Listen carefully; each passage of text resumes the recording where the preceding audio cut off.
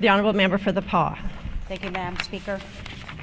After a recent meeting with the Minister of Indigenous Affairs, the Federal Indigenous and Northern Affairs Minister is frustrated.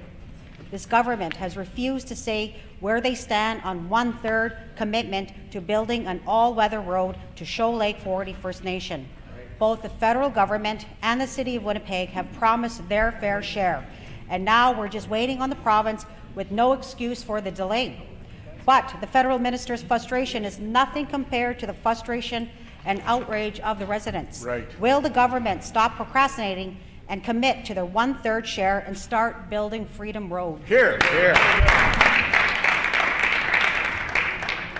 The honourable Minister of Infrastructure. Well, thank you, Madam Speaker, and I thank the member for asking that question, because access to communities is very important and something that many of us take for granted. But after a decade of debt and decay and decline, this government continues to work with our Indigenous partners, the federal government, the City of Winnipeg. I recently met with Chief Red Sky, and as we fix our finances and repair our services and rebuild our economy, this government will get this road built, unlike the previous government.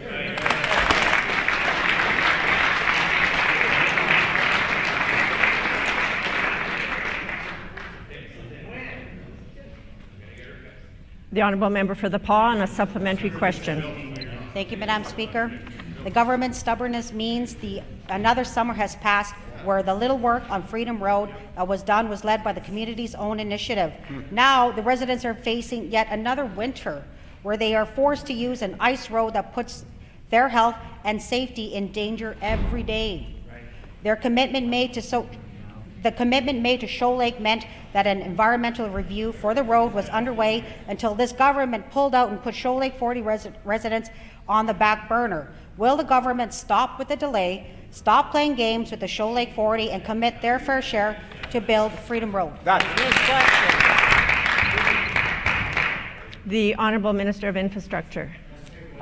Thank you, Madam Speaker, and I thank the member for that question. And as I stated, accessibility to communities is something that many of us just take for granted, and that's why this government continues to work with our Indigenous partners. As I said, we just recently met with Chief Red Sky. We are working with our Indigenous partners, the federal government, the City of Winnipeg. Environmental studies are going on. The engineering work is proceeding. Unlike the previous government, this government will get that road built.